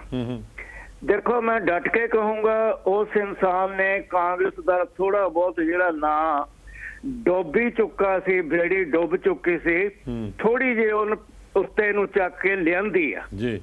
ਲੋਕਾਂ ਦੇ ਕੰਮ ਹੋਏ, ਲੋਕਾਂ ਨੂੰ ਜਿੱਥੇ ਜਿੱਥੇ ਪੈਸਾ, ਜਿਹੜੇ ਗਰੀਬ ਬੰਦਿਆਂ ਨੂੰ ਦਿਹਾੜੀ, ਹਰ ਤਰ੍ਹਾਂ ਦਾ ਉਹਨੇ ਲੋਕਾਂ ਦੇ ਵਿੱਚ ਵਿਚਰਿਆ, ਲੋਕਾਂ ਦੇ ਵਿੱਚ ਬੈਠ ਕੇ ਰੋਟੀ ਖਾਧੀ, ਲੋਕਾਂ ਦੇ ਵਿੱਚ ਬੈਠ ਗਿਆ। ਇਹ ਹੁੰਦੀ ਆ ਲੀਡਰਸ਼ਿਪ ਜੀ। ਜੇ ਇਨਸਾਨ ਕੋਈ ਮਿਲ ਹੀ ਨਾ ਸਕੇ ਲੀਡਰ ਨੂੰ, ਜਿਹੜੇ ਮੈਂਬਰ ਸੀਗੇ, ਜਿਹੜੇ MLA ਜਾਂ ਮਿਨਿਸਟਰ ਕੈਪਟਨ ਕੋਲ ਆਉਂਦੇ ਸੀ, ਸਾਰੀ ਦਿਹਾੜੀ ਬੈਠ ਕੇ ਡਾਕਟਰ ਸਾਹਿਬ ਚਲੇ ਜਾਂਦੇ ਸੀ, ਉਹਨਾਂ ਨੂੰ ਟਾਈਮ ਹੀ ਨਹੀਂ ਸੀ ਮਿਲਦਾ। ਸੋ ਇਦਾਂ ਦੀਆਂ ਜਿਹੜੀਆਂ ਇਹਨਾਂ ਲੀਡਰਸ਼ਿਪ ਦੇ ਵਿੱਚ ਅਕਾਲੀਆਂ ਚਲਾ ਲਓ ਜਾਂ ਕਾਂਗਰਸ ਚਲਾ ਲਓ, ਬਹੁਤ ਮਾੜਾ ਹੋਇਆ। ਹੁਣ ਦੀ ਗੱਲ ਤੇ ਇਹਨਾਂ ਵਿੱਚ ਆਪਣੀ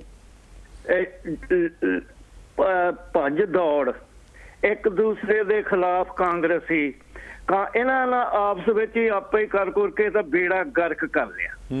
ਉਧਰ ਸੈਂਟਰ ਦੀ ਗੱਲ ਆ, ਸੈਂਟਰ ਦੇ ਵਿੱਚ ਯੂਪੀ ਦੇ ਵਿੱਚ ਦੇਖੋ ਸਾਰੀਆਂ 3 ਸੀਟਾਂ ਮਿਲੀਆਂ, ਪ੍ਰਿਯੰਕਾ ਗਾਂਧੀ ਨੂੰ ਕਿੰਨਾ ਜ਼ੋਰ ਲਾਇਆ।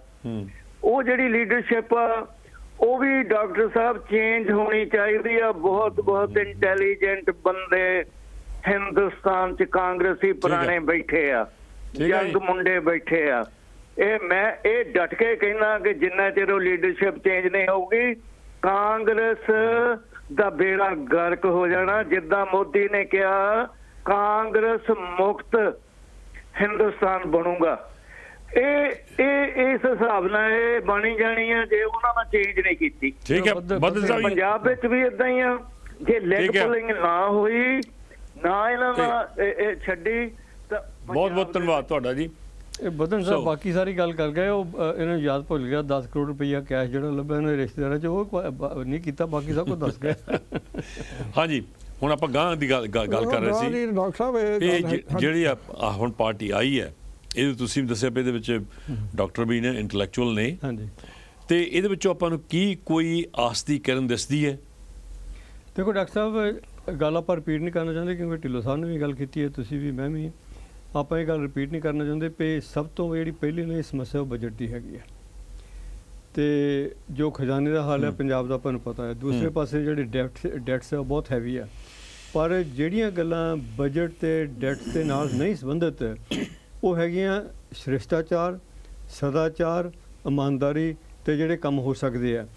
ਅਗਰ ਮਤਲਬ ਪਿਛਲੇ 1-2-3 ਮਹੀਨਿਆਂ ਦੇ ਵਿੱਚ ਜਿਹੜਾ ਪੰਜਾਬ ਦਾ ਅਮਲਾ ਫੈਲਾ ਹੈਗਾ, ਪੰਜਾਬ ਦੇ ਲੋਕਾਂ ਨੂੰ ਇਹ ਮਹਿਸੂਸ ਹੋਣਾ ਪਏ ਹਾਂ ਵੀ ਸਾਨੂੰ ਇਨਸਾਨ ਗਿਣਿਆ ਜਾਂਦਾ, ਦਫ਼ਤਰ ਵੀ ਤੇ ਪੋਲੀਟੀਸ਼ੀਅਨ ਵੀ ਸਾਨੂੰ ਮੁੜ ਕੇ ਪੰਜਾਬ ਦੇ ਲੋਕ ਜਿਹੜੇ ਪੰਜਾਬੀ ਮਹਿਸੂਸ ਕਰਨ ਵੀ ਅਸੀਂ ਆਰਾਮ ਦੀ ਜ਼ਿੰਦਗੀ ਦੇ ਨਾਲ ਘੱਟੋ ਘੱਟ ਆਪਣੇ ਕੰਮ ਕਰਵਾ ਸਕਦੇ ਹਾਂ ਤੇ ਸਾਡੀ ਖੱਜਲ ਖੁਆਰੀ ਨਹੀਂ ਹੋ ਰਹੀ।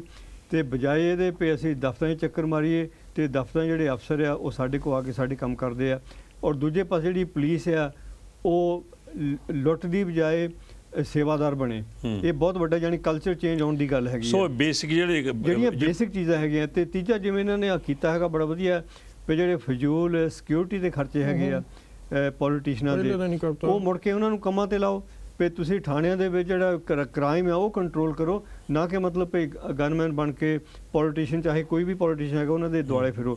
ਇਹ ਮਤਲਬ ਜਿਹੜੇ ਬੇਸਿਕ ਗੱਲਾਂ ਹੈਗੀਆਂ ਆਪਾਂ ਜ਼ਿਆਦਾ ਨਹੀਂ ਜਾਂਦੇ, ਬਾਕੀ ਆਪਾਂ ਗਿਣ ਚੁੱਕੇ ਹਾਂ। ਇਹ ਬਜਟ ਤੋਂ ਬਿਨਾਂ ਹੋ ਸਕਦੇ ਆ, ਔਰ ਇਹ ਜਿਹੜੇ ਕਲਚਰ ਸੁਧਾਰ ਆ 2-3 ਮਹੀਨਿਆਂ ਦੇ ਵਿੱਚ ਹੋਣੇ ਵਾਲੇ ਆ। ਉਹੀ 2-3 ਮਹੀਨੇ ਨੂੰ ਮਿਲ ਸਕਦੇ ਆ ਵੀ ਆਪਣੇ ਬਜਟ ਨੂੰ ਸਟੇਬਲਾਈਜ਼ ਕਰਨ ਲਈ ਤੇ ਬਜਟ ਆਪਣਾ ਬਣਾਉਣ ਵਾਸਤੇ ਗਾਂ ਅਗਲੇ ਸਾਲ ਵਾਸਤੇ। ਪਰ ਇਹਨਾਂ ਵਾਸਤੇ ਸਭ ਤੋਂ ਜਿਹੜੀ ਵੱਡੀ ਪ੍ਰੋਬਲਮ ਹੈ ਉਹ ਹੈਗੀ ਆਪਣਾ ਜਿਹੜਾ ਰੈਵਨਿਊ ਆ ਉਹ ਕਿੱਥੋਂ ਲਿਆਉਣਾ। ਉਹ ਜਿਹੜਾ ਰੈਵਨਿਊ ਆ ਉਹ ਜਿੰਨਾ ਚਿਰ ਮਤਲਬ ਵੀ ਮਾਈਨਿੰਗ ਇਨਕੋਰਪੋਰੇਟ ਨਹੀਂ ਕਰਦੇ, ਐਲਕੋਹਲ ਦਾ ਟ੍ਰੇਡ ਇਨਕੋਰਪੋਰੇਟ ਨਹੀਂ ਕਰਦੇ, ਤੇ ਇਹਨਾਂ ਜਿਹੜੇ ਸੰਬੰਧਿਤ ਹੋਰ ਟ੍ਰੇਡ ਹੈਗੇ ਆ ਉਹ ਇਨਕੋਰਪੋਰੇਟ ਨਹੀਂ ਕਰਦੇ। ਢਿੱਲੋਂ ਸਾਹਿਬ ਪਹਿਲਾਂ ਕਰਕੇ ਟਰਾਂਸਪੋਰਟ ਦੀ ਗੱਲ, ਉਹਦੇ ਵਿੱਚ ਕਾਫੀ ਰਿਫਾਰਮ ਹੋਣ ਦੀ ਗੱਲ ਹੈ, ਇਵੇਂ ਬਾਕੀ ਸਰਵਿਸਿਜ਼ ਦੇ ਵਿੱਚ ਵੀ ਇਹ ਵੀ ਉਹਦੇ ਵਿੱਚ ਜਿਹੜਾ ਰੈਵਨਿਊ ਆ ਇੱਕ ਦਾ ਟ੍ਰੈਂਡ ਆ। ਔਰ ਦੂਜਾ ਹੈਗਾ ਮੈਂ ਪੰਜਾਬ ਦੇ ਜਿਹੜੇ ਲੋਕ ਖਾਂਦੇ ਪੀਂਦੇ ਆ ਉਹਨਾਂ ਦੀ ਗੱਲ ਛੱਡਦੇ, ਜਿਹੜੇ ਗਰੀਬ ਲੋਕ ਆ ਜਿਹਨਾਂ ਨੂੰ ਲੋੜ ਆ ਉਹਨਾਂ ਦੇ ਘਰ ਵਾਲਿਆਂ ਨੂੰ ਜਾਂ ਭੈਣਾਂ ਨੂੰ ਜਾਂ ਮਾਵਾਂ ਨੂੰ ਜਾਂ ਮਾਸੀਆਂ ਨੂੰ ਜਾਂ ਉਹਨਾਂ ਨੂੰ ਤਾਂ 1000 ਰੁਪਏ ਦੇ ਦੇਣ ਜੀ ਸਦਕੇ, ਪਰ ਜਿਹੜੇ ਲੋਕੀ ਰੋਟੀ ਖਾ ਸਕਦੇ ਉਹਨਾਂ ਨੂੰ ਦੇਣ ਦੀ ਲੋੜ ਨਹੀਂ ਹੈਗੀ। ਉਹੀ ਪੈਸਾ ਮਤਲਬ ਕਿ ਆਮ ਜਿਹੜੇ ਲੋਕ ਆ ਉਹਨੇ ਸੁਧਾਰ ਲਈ ਵਰਤ ਲੈਣ। ਸੋ ਜਿਹੜਾ ਟ੍ਰੈਂਡ, ਹਾਂਜੀ, ਫਿਰ ਤੁਸੀਂ ਕਹਿਣਾ ਦੁਬਾਰਾ ਆਏ, ਜਿਹੜਾ ਟ੍ਰੈਂਡ ਅਕਾਲੀਆਂ ਸ਼ੁਰੂ ਕੀਤਾ ਸੀ ਆ ਕਾਂਗੜਾ ਆ ਵਿਆਹ ਦਾ ਆਹ ਜਿਹਦਾ ਭਾਵ ਮੰਗਤੇ ਬਣਾਉਣ ਲਈ, ਉਹ ਤੋਂ ਉੱਤੇ ਉੱਠ ਕੇ ਇਹ ਉਹਨਾਂ ਨੂੰ ਕੰਮ ਦੇਣ ਬਜਾਏ ਕਿ ਮੰਗਤੇ ਬਣਾਉਣ ਦੇ ਮੈਂ ਤੁਹਾਨੂੰ 100,000 ਦੇਣਾ ਦੋ ਦੇ ਨਹੀਂ, ਨੌਕਰੀ ਦਿਓ। ਨਹੀਂ ਉਹ ਤਾਂ ਮੈਂ ਇੱਕ ਐਗਜ਼ਾਮਪਲ ਦਿੱਤੀ ਹੈ ਨਾ, ਠੀਕ ਹੈ, ਕਿ ਜਿਹੜੀ ਉਹ ਫ੍ਰੀ ਬੀਜ ਦੇਣਾ ਚਾਹੁੰਦੇ ਆ ਉਹ ਤਾਂ ਸੈਕੰਡ ਥਰਡ ਫੋਰਥ ਹੈ। ਪਹਿਲੀ ਹੈ ਜਿਹੜੇ ਕੰਮ ਦੇਣ, ਜਿਹੜੇ ਆ ਬੇਸਿਕ ਸੀ ਨਾ, ਜਿਹੜੇ ਹੁਣ ਪੁਲਿਸ ਦੇ ਪੱਖੋਂ ਹਰ ਪੰਜਾਬੀ ਤੰਗ ਹੈ। ਹਾਂ ਬਿਲਕੁਲ, ਉਹ ਜਿਹੜਾ ਪੈਸੇ ਤੋਂ ਬਿਨਾਂ ਕੰਮ ਹੋ ਸਕਦਾ। ਜਿਹੜੀ ਕਚਹਿਰੀਆਂ ਵਿੱਚ ਪਟਵਾਰੀ ਹੈ ਵਗੈਰਾ ਸਾਰਾ ਫੈਲਾ ਆਪਾਂ ਜਾਣਦੇ ਹਾਂ, ਤੁਸੀਂ ਗੇੜੇ ਮਾਰ ਕੇ ਥੱਕ ਜਾਂਦੇ ਆ। ਜੇ ਇਦਾਂ ਦੇ ਬੇਸਿਕ ਕੰਮ ਇਹ 3-4 ਮਹੀਨੇ 'ਚ ਕਰ ਜਾਣ ਨਾ, ਹਾਂ ਬਿਲਕੁਲ, ਫਿਰ ਉਹ ਲੋਕਾਂ ਦੇ ਆਮ ਜਿੱਤ ਦੇ ਦਿਲ ਜਿੱਤ ਸਕਦੇ। ਹਾਂ ਬਿਲਕੁਲ। ਤੇ ਇਹ ਢਿੱਲੋਂ ਸਾਹਿਬ ਤੁਸੀਂ ਕੀ ਸਮਝਦੇ ਹੋ ਕਿ ਜਿਹੜੇ ਪੁਰਾਣੇ ਆ, ਕਿਉਂਕਿ ਆਪਣੇ ਜਿੱਥੋਂ ਆਪਾਂ ਆਏ ਆ ਆਪਾਂ ਨੂੰ ਪਤਾ ਹੀ ਆ ਜਿਹੜੇ ਪੰਜਾਬੀ ਪੁਰਾਣੇ ਖੁੰਡ ਹੁੰਦੇ ਆ, ਕੀ ਉਹ ਇਹਨੂੰ ਕੰਮ ਕਰਨ ਦੇਣਗੇ? ਦੇਖੋ ਜੀ, ਇਹ ਤਾਂ ਇਹਨਾਂ ਦੀ ਨੀਤ ਦੀ ਗੱਲ ਆ। ਜੇ ਤਾਂ ਇਹਨਾਂ ਦੀ ਨੀਤ ਸੱਚੀ ਹੋਵੇ ਤੇ ਗੌਰਮੈਂਟ ਦੇ ਮੂਹਰੇ ਕੋਈ ਨਹੀਂ ਅੜ ਸਕਦਾ। 90-92 ਇਹਨਾਂ ਦੇ ਹੈਗੇ ਆ MLA, ਤੇ ਇਹਨਾਂ ਦੇ ਆਪਣੇ MLA ਵੀ ਕੋਈ ਫਰਜ਼ ਕਰੋ 10 ਆਦਮੀ ਚੱਕ ਕੇ ਅੰਦਰ ਦੇਣੇ ਪੈਣ, ਕੋਈ ਗਲਤ ਕੰਮ ਕਰਦਾ ਤੇ ਫਿਰ ਵੀ 80-82 ਰਹਿ ਜਾਂਦੇ, 60 ਚਾਹੀਦੇ ਆ। ਤੇ ਇਹਨਾਂ ਦੀ ਨੀਤ ਦੀ ਗੱਲ ਆ, ਉਹਦਾ ਟਾਈਮ ਦੱਸੇਗਾ। ਬਾਕੀ ਸਾਰੀਆਂ ਪ੍ਰੋਬਲਮਾਂ ਸੋਲਵ ਹੋ ਜਾਣੀਆਂ, ਹੋ ਸਕਦੀਆਂ। ਇੱਕ ਜਿਹੜੀ ਅਨਐਮਪਲੋਇਮੈਂਟ, ਜਿਹੜੀ ਤੁਸੀਂ ਰੈਵਨਿਊ ਦੀ ਗੱਲ ਕਰ ਸਕਦੇ ਹੋ, ਉਹ ਵੀ ਹੋ ਸਕਦੇ, ਉਹਨੂੰ ਸਟ੍ਰੀਮਲਾਈਨ ਕਰੋ। ਸ਼ਰਾਬ ਦੀ ਗੱਲ, ਸ਼ਰਾਬ ਤੋਂ ਬੜੇ ਪੈਸੇ ਆ ਸਕਦੇ, ਬੜੇ ਬਾਹਰ ਜਾਂਦੇ ਆ, ਰੇਤਾ ਤੋਂ ਬੜੇ ਆ ਸਕਦੇ ਆ, ਲੇਕਿਨ ਜਿਹੜੀ ਅਨਐਮਪਲੋਇਮੈਂਟ ਆ ਦੈਟਸ ਮੋਸਟ ਖਾਸ ਕਰਕੇ ਯੂਥ ਦੇ ਵਿੱਚ ਕਿਤੇ ਵੀ। ਇਹ ਕਾਲਾ ਲਈ ਕਿ ਕਾਲਾ ਬਹੁਤ ਵੇਟ ਕਰਦੀਆਂ ਸੀ ਤੇ ਉਹਨਾਂ ਵੀ ਗੁੱਸੇ। ਹੈਲੋ ਹਾਂਜੀ, ਵਾਹਿਗੁਰੂ ਜੀ ਖਾਲਸਾ, ਵਾਹਿਗੁਰੂ ਜੀ ਫਤਿਹ। ਹੈਲੋ, ਵਾਹਿਗੁਰੂ ਜੀ ਖਾਲਸਾ, ਵਾਹਿਗੁਰੂ ਜੀ ਕੀ ਫਤਿਹ ਜੀ। ਹਾਂਜੀ ਭਾਈ ਸਾਹਿਬ, ਕਿੱਥੋਂ ਕੌਣ ਬੋਲ ਤੁਹਾਡਾ ਹਾਂਜੀ, ਮੈਂ ਲੀਡ ਤੋਂ ਬੋਲ ਰਿਹਾ ਜੀ, ਮਹਾਦੇਵ ਸਿੰਘ। ਹਾਂਜੀ, ਕੀ ਕਹਿਣਾ ਚਾਹੋਗੇ ਮਹਾਦੇਵ ਸਿੰਘ ਜੀ? ਪ੍ਰੋਗਰਾਮ ਤੁਹਾਡਾ ਬਹੁਤ ਸੋਹਣਾ, ਪਰ ਜਿਹੜੇ ਤੁਸੀਂ ਭਖ ਦੇ ਸਮੇਂ ਵਿਚਾਰ ਰੱਖ ਰਹੇ ਆ, ਭਖ ਦੇ ਸਮੇਂ ਦੇ, ਹਾਂਜੀ, ਇਹਦੇ ਵਿੱਚ ਮੇਰਾ ਪੁਆਇੰਟ ਇਹ ਹੈ, ਪਹਿਲਾਂ ਤਾਂ ਜਿਹੜੀ ਨਵੀਂ ਸਰਕਾਰ ਬਣੀ ਹੈ, ਹਾਂਜੀ, ਪਬਲਿਕ ਨੇ ਬੜੀ ਇਹਨੂੰ ਅਥੈਂਟਿਕ ਥੰਪਿੰਗ ਵੋਟਿੰਗ ਨਾਲ ਇਹਨੂੰ ਮਤਲਬ ਮੋਹਰੇ ਲਿਆਂਦਾ ਹੈਗਾ, ਬਹੁਤ ਅੱਛੀ ਗੱਲ ਹੈ ਜੀ।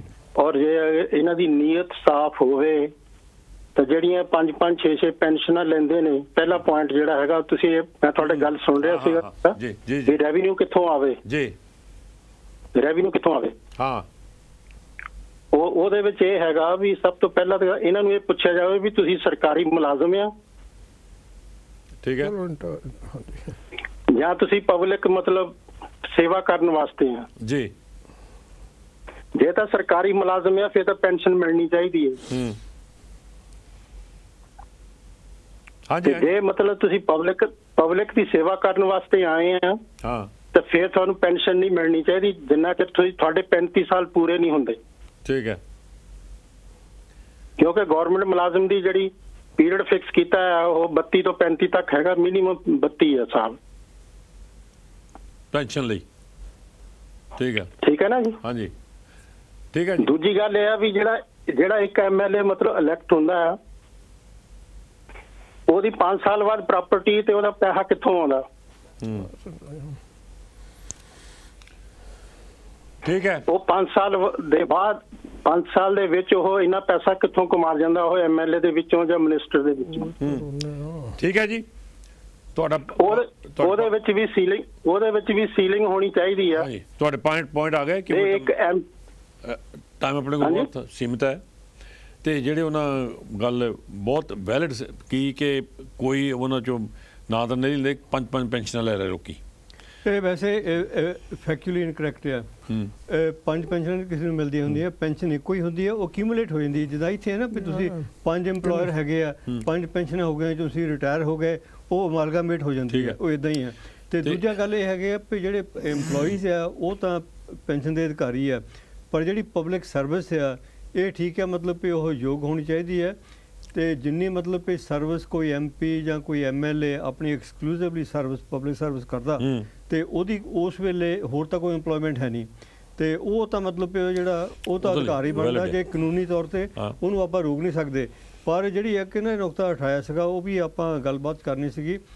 ਦੇਖੋ ਜੇ ਮਤਲਬ ਕਿ ਹੁਣ ਆਉਣੇ ਆ ਵੀ 3 ਮਹੀਨੇ ਤੋਂ ਬਾਅਦ ਜਾਣੀ ਸਫਾਈ ਤੋਂ ਬਾਅਦ ਝਾੜੂ ਫੇਰਨ ਤੋਂ ਬਾਅਦ ਅਗਰ ਮਤਲਬ ਕਿ ਇਸ ਕੇਜਰੀਵਾਲ ਤੇ ਭਗਵੰਤ ਸਿੰਘ ਮਾਨ ਦੀ ਸਰਕਾਰ ਦੇ ਵਿੱਚ ਪੋਲੀਟੀਕਲ ਗਟਸ ਹੋਣ, 92 ਦੀ ਮੈਜੋਰਟੀ ਦੇ ਨਾਲ ਹੋਣੇ ਵੀ ਚਾਹੀਦੇ ਆ।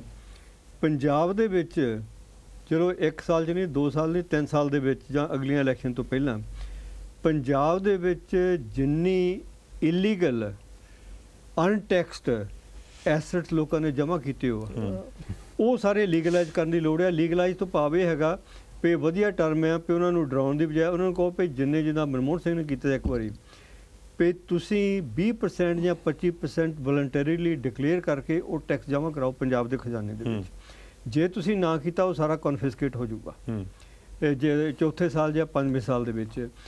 ਇਹ ਮਤਲਬ ਕਿ ਰੈਵਨਿਊ ਪੰਜਾਬ ਦੀ ਸਰਕਾਰ ਨੂੰ ਬਹੁਤ ਤਕੜਾ ਸਕਦਾ, ਜਿਹਦੇ ਵਿੱਚ ਮੈਂ ਮਿਸਾਲ ਲੈਣਾ ਮਤਲਬ ਕਿ ਜ਼ਰੂਰੀ ਇਹ ਹੋਵੇ ਵੀ ਚਾਹੇ ਉਹ ਮਤਲਬ ਕਿ ਟਰਾਂਸਪੋਰਟ ਇੰਡਸਟਰੀ ਹੈ, ਚਾਹੇ ਉਹ ਕਿਸੇ ਦੀ ਵੀ ਹੈਗੀ, ਆਪਾਂ ਨਾਵਾਂ 'ਚ ਨਹੀਂ ਜਾਂਦੇ, ਚਾਹੇ ਟਰਾਂਸਪੋਰਟ ਇੰਡਸਟਰੀ ਆ, ਚਾਹੇ ਮਾਈਨਿੰਗ ਇੰਡਸਟਰੀ ਆ, ਚਾਹੇ ਕੋਈ ਹੋਰ ਇੰਡਸਟਰੀ ਹੈਗੀ ਆ, ਜਿਹੜੀ ਅਨਟੈਕਸਡ ਆ, ਇਲੀਗਲ ਆ, ਬਲੈਕ ਜਿਹਨੂੰ ਆਪਾਂ ਸੱਦਦੇ ਆ, ਉਹਦਾ ਜਿਹੜਾ ਰੈਵਨਿਊ ਆ ਉਹ ਪੰਜਾਬ ਦੇ ਖਜ਼ਾਨੇ 'ਚ ਆਵੇ, ਉਹਨਾਂ ਕਾਫੀ ਜਿਹੜਾ ਗਾਂਹ ਵਾਸਤੇ ਕੰਨ ਵੀ ਹੋ ਸਕਦੇ ਲੋਕਾਂ ਨੂੰ। ਸੰਘਾ ਸਾਹਿਬ ਮੈਂ ਤੁਹਾਨੂੰ ਇੱਥੇ ਕਰੈਕਟ ਕਰਨਾ ਚਾਹੁੰਦਾ ਕਿ ਇਨਕਮ ਟੈਕਸ ਡਿਪਾਰਟਮੈਂਟ ਦਾ ਮਸਲਾ ਆ ਜਿਹੜਾ ਤੁਸੀਂ ਮਨਮੋਹਨ ਸਿੰਘ ਦੀ ਗੱਲ ਕਰਦੇ ਜਾਂ ਹੋਰ ਪਹਿਲਾਂ ਵੀ 1-2 ਵਾਰੀ ਹੋਇਆ, ਇਹ ਸੈਂਟਰ ਗਵਰਨਮੈਂਟ ਦੀ ਗੱਲ ਹੈ। ਉਹ ਇੰਡੀਆ ਲੈਵਲ ਤੇ ਹੋ ਸਕਦਾ ਔਰ ਇੰਡੀਆ ਲੈਵਲ ਤੇ ਕਰਨਾ ਚਾਹੀਦਾ।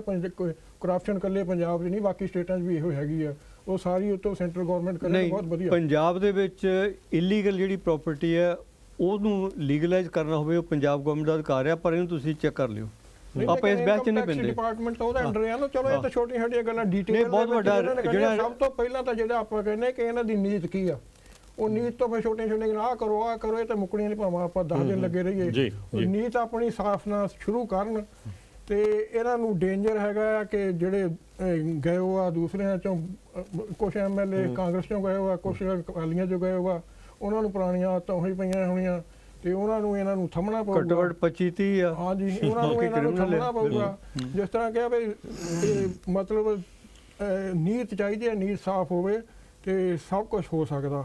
ਤੇ ਇਹਨਾਂ ਨੂੰ ਸ਼ੋਅ ਬਿਜ਼ਨਸ ਨੇ ਜਿਹੜੀ ਸ਼ੁਰੂਆਤ ਕੀਤੀ ਹੈ ਮੇਰੇ ਖਿਆਲ ਮੁਤਾਬਕ ਆਮ ਆਦਮੀ ਪਾਰਟੀ ਨੇ ਕਿ ਖਟਕਰ ਕਰਾਂ ਜਾ ਕੇ ਤੇ ਸਹੁੰ ਚੱਕਣੀ ਆ, ਮੇਰੇ ਖਿਆਲ ਬੜੀ ਵੱਡੀ ਬੇਵਕੂਫੀ ਹੈ। ਉੱਥੇ ਜਾ ਕੇ ਪਤਾ ਨਹੀਂ ਕਿੰਨੇ ਕੁ ਅਕਲ ਦਿਖਾ ਲੈਂਦੇ ਅਸੀਂ ਕਣਕਾਂ ਅਜੇ ਹੋਈਆਂ ਨਹੀਂ ਤੇ ਉਹਨਾਂ ਨੂੰ ਵਿਛਾਉਣ ਦੇ ਵਾ 30 ਏਕੜ ਕਹਿੰਦੇ ਕਣਕ ਪੈਸੇ ਉੱਥੇ ਲਾਤੇ ਆ ਕਿ ਤੂੰ ਉੱਥੇ ਜਾ ਕੇ ਕੀ ਕਰਨਾ, ਜਿਹੜਾ ਸਹੁੰ ਚੱਕਣੀ ਆ। ਦੇਖੋ ਉਹ ਤਾਂ ਜਿਵੇਂ ਤੁਸੀਂ ਇਸੇ ਜੈਸੇ ਫਾਰਮੈਲਿਟੀ ਤੂੰ ਉੱਥੇ ਰਾਜ ਭਵਨ ਜਗ੍ਹਾ ਤਾਂ ਨਹੀਂ ਕਰ ਸਕਦਾ। ਤੁਸੀਂ ਮਤਲਬ ਇਹ ਗੱਲ ਕੀਤੀ, ਆਪਾਂ ਕੇਜਰੀਵਾਲ ਸਾਹਿਬ ਦੀ ਇਹ ਨਹੀਂ ਗੱਲ ਕਰਦੇ ਪਏ ਉਹ ਕਿਉਂ ਇੰਡੀਆ ਦਾ ਬਣਨ leader, good luck to him, ਪਰ ਉਹ ਮਤਲਬ ਫਿਲਮਾਂ ਬਣ ਰਹੀਆਂ ਫਿਊਚਰ ਪ੍ਰੋਜੈਕਸ਼ਨ ਵਾਸਤੇ। ਉਹ ਪੰਜਾਬ ਨੂੰ ਉਹਦੀ ਲੋੜ ਨਹੀਂ ਹੈਗੀ, ਕਿਉਂ ਕੱਲ ਤਾਂ ਲੋੜ ਨਹੀਂ ਸੀ ਮਤਲਬ 830 ਬੱਸਾਂ ਜਾਂਦੀਆਂ ਅੰਮ੍ਰਿਤਸਰ। ਇਹ ਮਤਲਬ ਇਹ ਚੋਂ ਨਿਕਲਣਾ ਚਾਹੀਦਾ ਬਾਹਰ, ਇਹ ਚੋਂ ਨਿਕਲਣਾ ਚਾਹੀਦਾ। ਸੋ ਜਿਹੜੀ ਸ਼ੋਅ ਬਿਜ਼ਨਸ ਹੈ ਨਾ, ਉਹ ਤੋਂ ਉੱਤੇ ਉੱਠ ਕੇ ਪੰਜਾਬ ਦੇ ਲੋਕਾਂ ਦੇ ਭਲੇ ਵਾਸਤੇ ਜਿਹੜੀ ਬੇਸਿਕ ਗੱਲਾਂ ਹੈ ਹੁਣ ਪੁਲਿਸ ਦਾ ਲੈ ਲਓ, ਜੇ ਇਹੀ ਸੁਧਾਰ ਹੋ ਜਾਵੇ ਜਾਂ ਖਾਸ ਕਰਕੇ ਜੱਟਾਂ ਨੂੰ ਗੇੜੇ ਮਾਰਨੇ ਪੈਂਦੇ, ਇੱਦਾਂ ਦੇ ਸੁਧਾਰ ਹੋ ਜਾਣ ਤੇ ਇਹ ਪੇਂਡੂ ਇਲਾਕਾ ਸਾਰਾ ਜਿੱਤ ਸਕਦੇ ਆ। ਡਾਕਟਰ ਸਾਹਿਬ ਆਪਾਂ ਸਾਰਿਆਂ ਨੂੰ ਪਤਾ ਵੀ ਆਪਣੇ ਪਿੰਡਾਂ ਸ਼ਹਿਰਾਂ ਮੁਹੱਲਿਆਂ ਦੇ ਵਿੱਚ ਜਿਹੜੇ ਮਤਲਬ ਕਿ ਪਬਲਿਕ ਸਰਵਿਸ ਕਲੀਨਿਕ ਹੈਗੀਆਂ ਉਹਨਾਂ ਵਿੱਚ ਨਾ ਦਵਾਈਆਂ ਹੁੰਦੀਆਂ ਨਾ ਸਹੂਲਤਾਂ ਹੁੰਦੀਆਂ, ਉਹ ਸਾਰੀਆਂ ਕਾਇਮ ਹੋਣ। ਔਰ ਜਿੱਥੇ ਸਟਾਫ ਨੇ, ਜਿੱਥੇ ਨਰਸਾਂ ਦੀ ਡਾਕਟਰਾਂ ਦੀ ਲੋੜ ਹੈ, ਵੈਕੈਂਸੀਆਂ ਉਹ ਪੂਰੀਆਂ ਹੋਣ।